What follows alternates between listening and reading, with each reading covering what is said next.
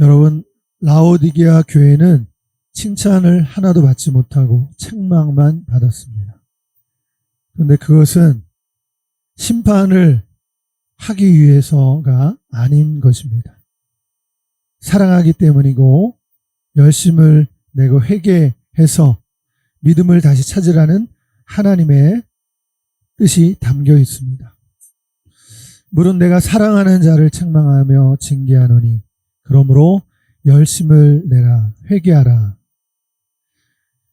오늘 우리가 살 수 있는 길은 이 책망과 징계를 잘 받아들이는 것입니다. 지혜가 바로 여기에 있습니다. 귀가 있는 자는 알아듣습니다. 우리나라는 IMF 때 그 구제금융의 위기를 지날 때 뼈를 깎는 아픔을 통해서 자기 변화를 가져왔습니다. 이것이 바로 회개하는 태도입니다.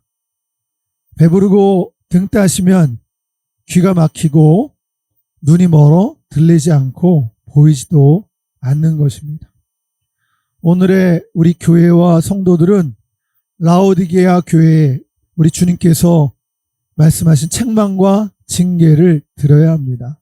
그리고 열심을 내야 합니다.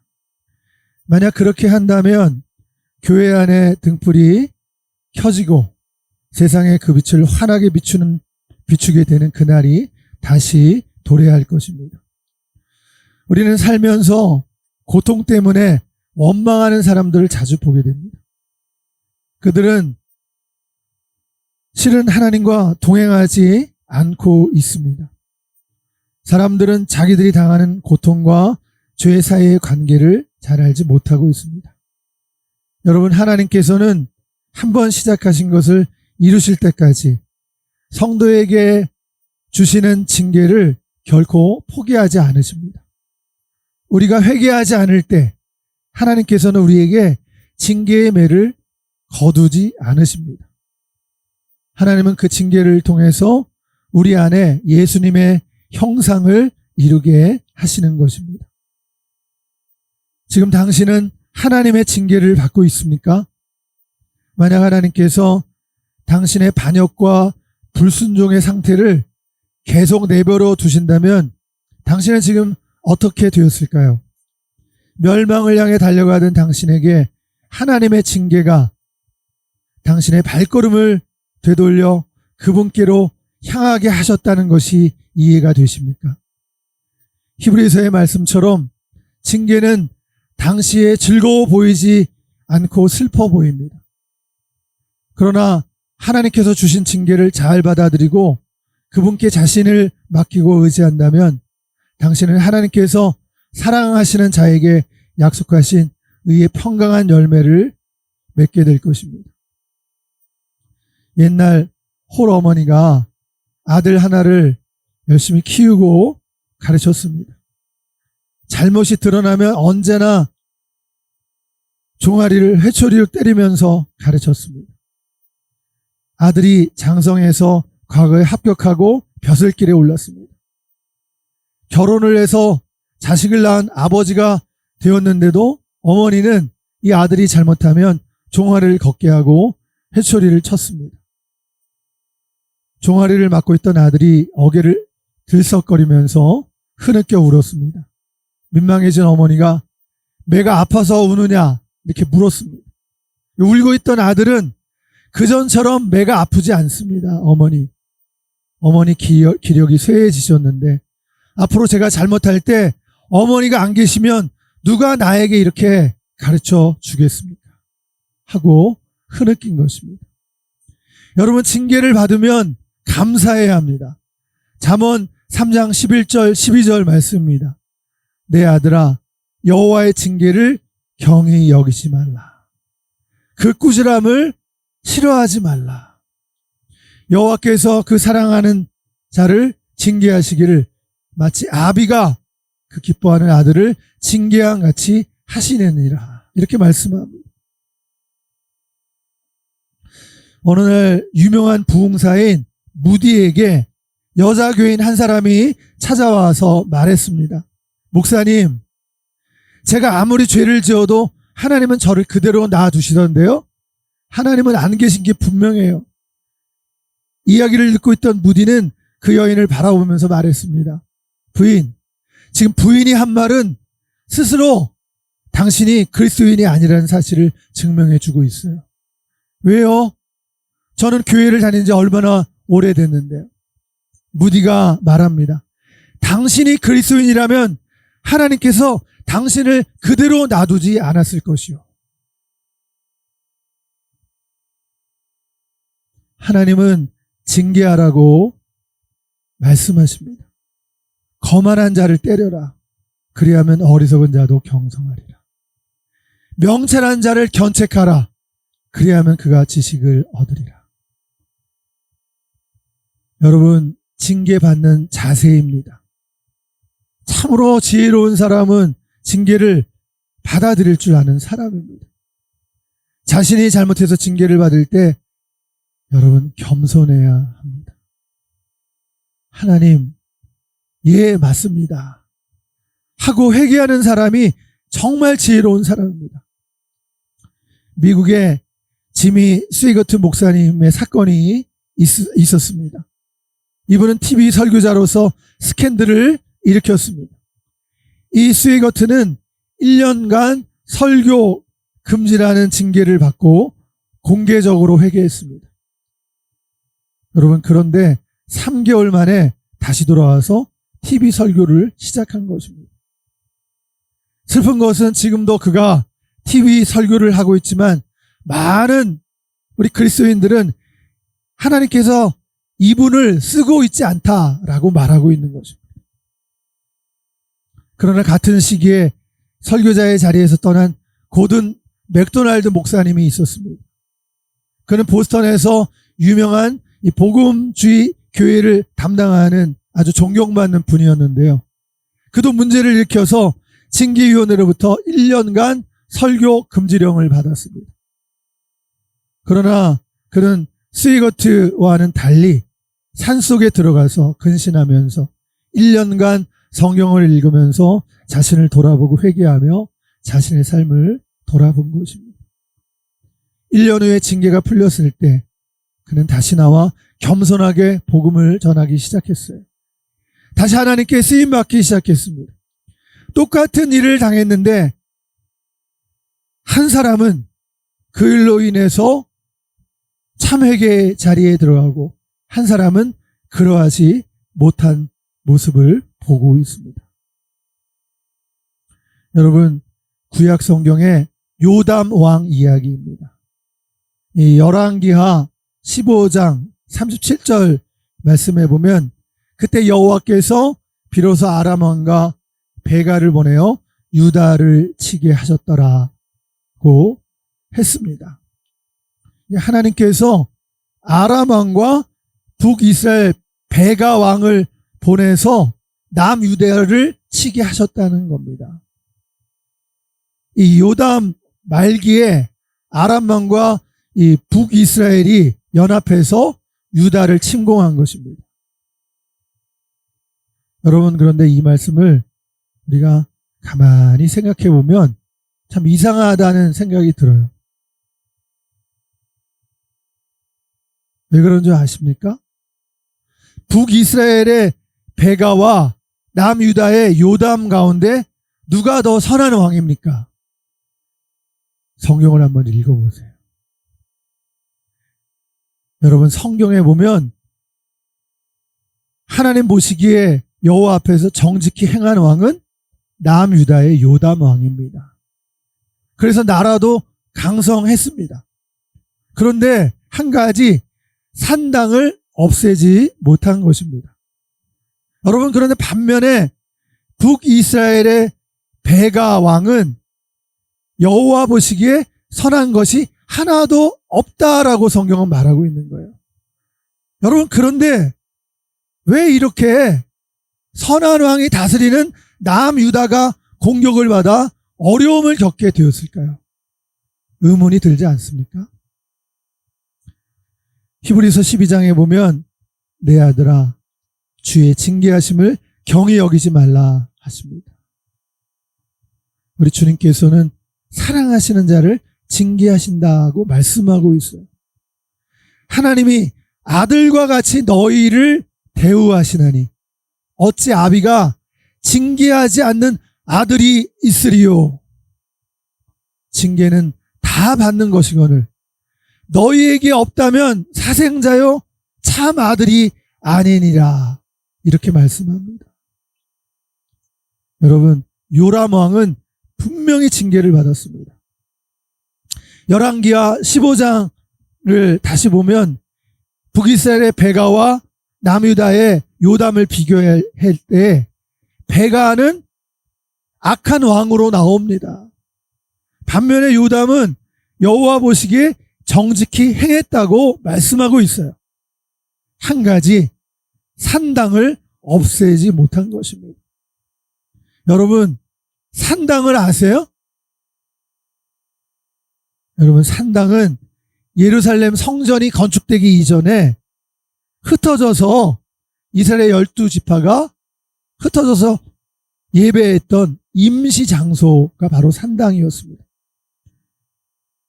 여러분, 그런데 성전이 건축된 후에도 성전이 건축되면 어떻게 해야 됩니까? 중앙 성소에서 예루살렘 성전에서 예배를 드렸어야 하는 것입니다. 그런데 이 남유다 백성들은 이전의 습관대로, 이전의 관행과 악행대로 그것을 버리기가 힘들었던 거예요. 결국 산당을 폐지하지 못했는데 산당을 통해서 민간 중에 혼합주의 신앙이 만들어지고 우상 숭배의 진원지가 되고 만 것입니다. 여러분, 그래서 하나님은 남유다를 침공하게 하신 것입니다. 그러므로 남유다의 요람이 침략을 받은 것은 유다가 이 산당 신앙을 버리고 하나님의 말씀으로 살고 하나님께로 돌아오라는 하나님의 징계였던 것입니다. 여러분, 오늘날도 하나님은 택하신 백성들이 잘못하면 징계하십니다. 제가 군대에 있을 때 짧은 이야기인데요. 훈련을 받고 자대 배치 받자마자 집에 넘어오고 싶었던 거예요. 근데 제가 있던 그 부대에서 제가 살고 있는 서울 그 부천 지역으로 외출을 끊어서 올 수가 없었어요. 근데 저는 외출증을 끊은 다음에 남들이 다 그렇게 하는 걸 봤어요. 다 외출증을 끊어가지고 서울로 가고 다 자기 집을 갔다 오더라고요. 원래 벗어나면 안 되는 지역을. 저도 남들이 다 하니까 그 지역을 벗어나서 부천에 있는 집에 하룻밤 가서 잘 쉬고 돌아가던 중에 하필이면 그날 부천에 있는 헌병들한테 붙잡힌 거예요. 저 그것 통해서 징계를 받았습니다. 그 일 겪으면서 어떤 생각이 들었냐면 하필 왜 나만 걸리지? 다른 사람들은 잘만 그 지역을 벗어나도 잘만 다녀오던데 왜 하필 재수없게 나는 걸리지? 하나님 이런 거 하나 안 봐주시나. 여러분, 그런데 성경에 분명히 말씀하고 있는 거예요. 징계가 없으면 사생자라는 거예요. 징계는 택자의 증거인 것이에요. 여러분, 조그마한 죄 지었는데 그게 걸렸어요. 억울해 하십니까? 징계는 택자의 증거라는 거예요. 제가 이런 간증을 할 때 간증을 들었던 여러분의 목사님이 저한테 그러는 거예요. 목사님, 하나님이 택하신 게 분명하시네요. 하나님이 사랑하셔서 징계하시는 겁니다. 여러분, 그러므로 하나님께서 택한 자에게 징계가 있는 것은 지극히 당연한 거예요. 징계를 받는 것은 하나님이 사랑하고 있다는 증거인 것입니다. 그러므로 우리가 징계를 받을 때 불평하거나 원망하지 말고 우리를 위해 죄짐을 지신 예수님을 바라보고 회개의 자리로 나아가면 좋겠습니다. 여러분, 또 구약 역대하 27장 2절에 보니까 여기 이 요담 왕에 대한 얘기가 나오는데 이렇게 말하고 있어요. 요담은 정직히 행하였으나 여호와의 성전에는 들어가지 않았다. 이렇게 말하고 있어요.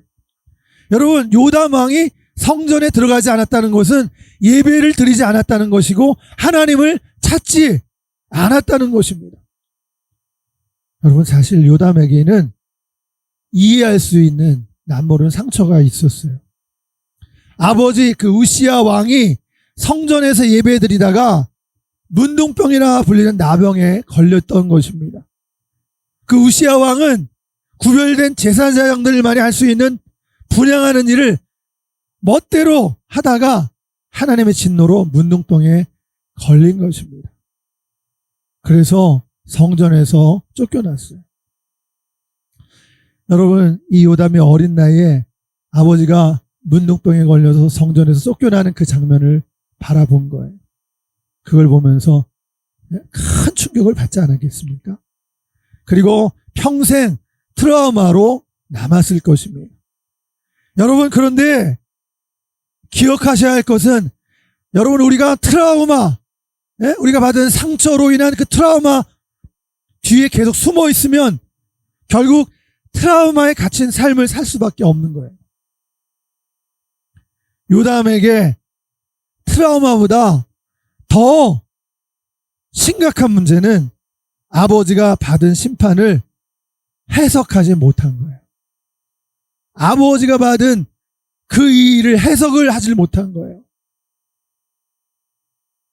그런 심판을 받을 수밖에 없는 그 아버지의 교만을 봐야 했는데, 하나님이 심판해서 아버지가 나병에 걸렸다, 이것만 생각하는 거예요. 그래서 그 상처에, 트라우마에 일평생 갇혀서 성전에 들어가지 않는 거예요. 여러분, 나병으로 치셨더라도 아버지를 돌이키시기를 원하시는 하나님의 마음과 그 하나님의 사랑을 깨달았어야 하는데,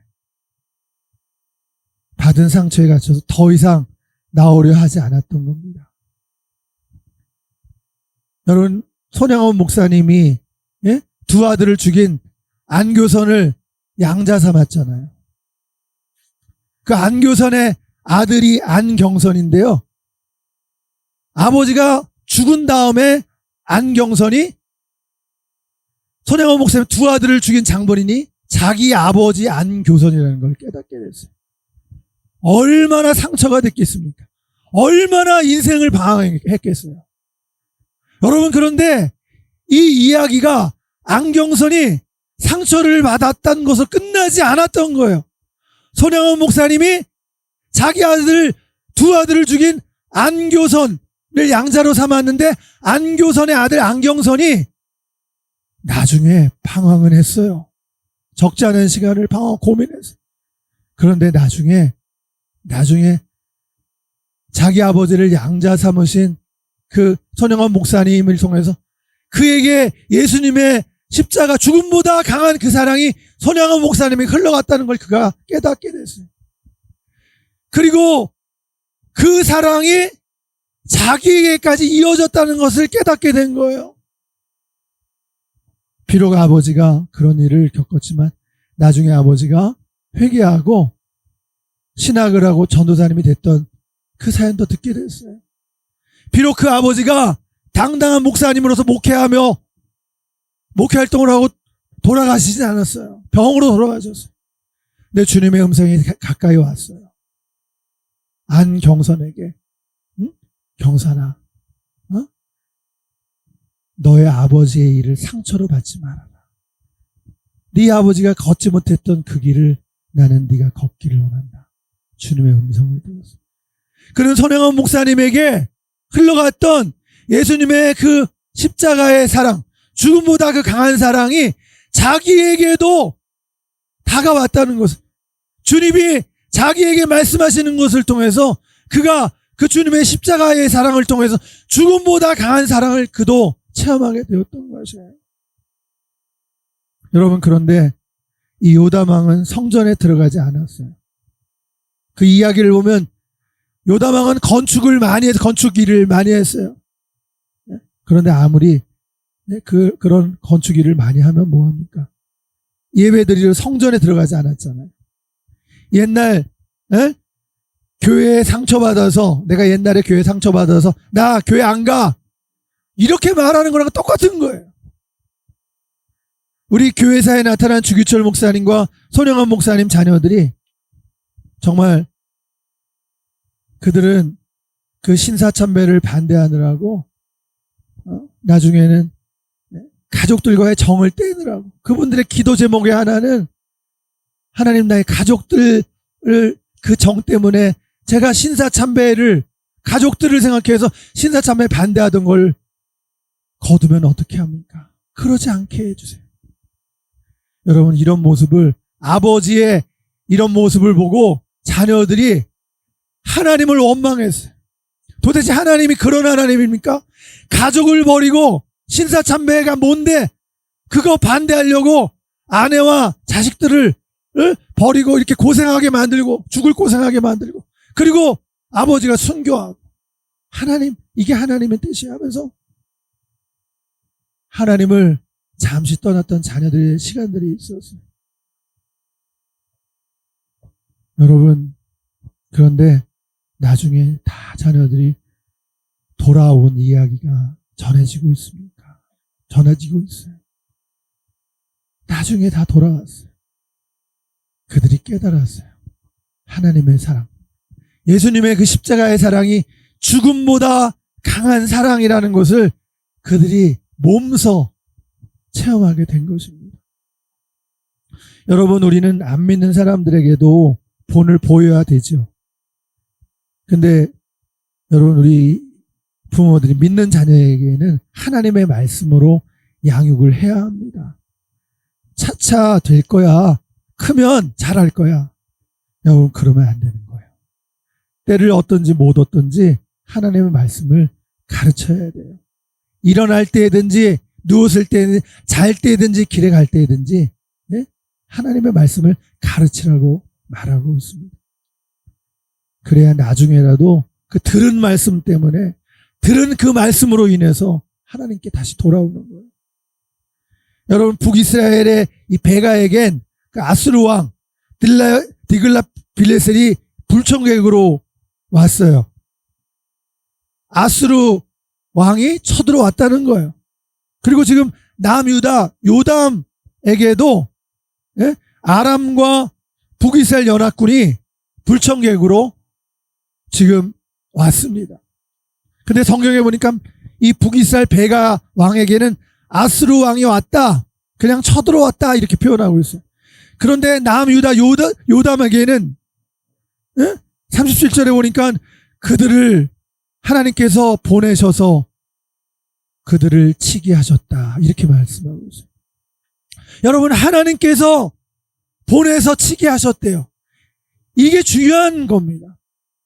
재수없게 불청객이 온 사건이 아니라는 거예요. 우연한 사건이 아니라는 거예요. 여러분, 우연한 일은 없습니다. 하나님께서 이 남유다 요담 왕에게, 그리고 유다 백성에게 보내신 손님이 바로 불청객이라는 겁니다.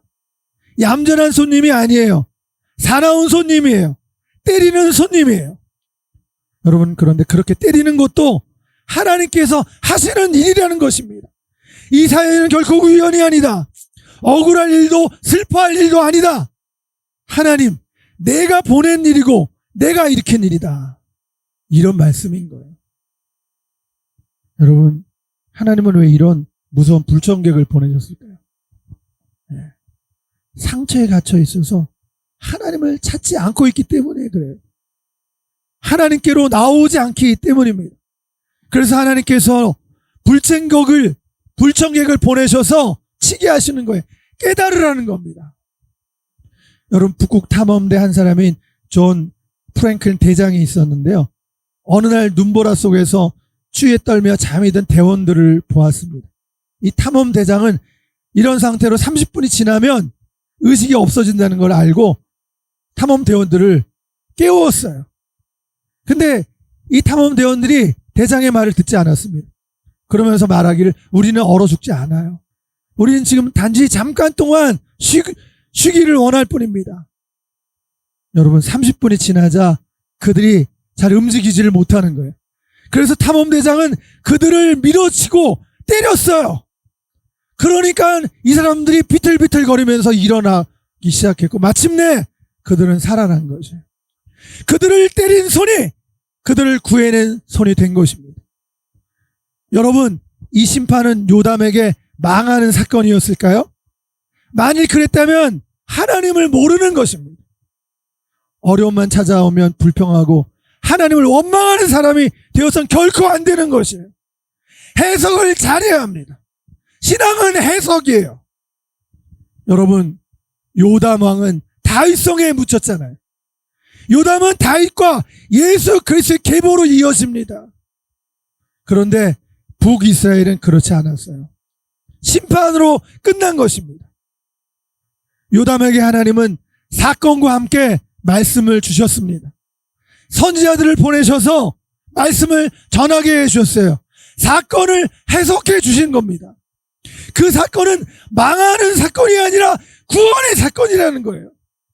그 사건은 저주가 아니라 사랑의 사건이라는 거예요. 생명의 사건이라는 거예요. 회개하고 돌아오라고 알려주시기 위해서 말씀을 전해주십니다. 이제 트라우마에서 나와서 여호와 하나님께 오라고 부르시는 거예요. 여러분, 하나님의 말씀이 여러분 귀에 들리기를 원합니다. 여러분, 구원이 되고 살아나야 되지 않겠습니까? 사실 올해에도 하나님께서 보내서 치게 하신 사건이 이미 왔거나 앞으로도 오게 될 텐데요. 이것은 우리를 잘 아시고 가장 사랑하시는 우리 주님이 보내셨다는 것을 기억하셔야 됩니다. 그것을 통해서 영육간이 더욱 강건해지고 성숙해지는 우리들 모두가 되기를 바랍니다. 여러분, 이렇게 하나님께서 치신 사건이 있으니까 역사가 일어나는 거예요. 여러분, 교회에서 멀쩡하게 보면 이 큰 교회나 이렇게 규모가 있는 교회 보면은 사랑부라고 있어요. 사랑부라는 부서가 있는데 다른 게 아니라 이제 장애인 부서예요.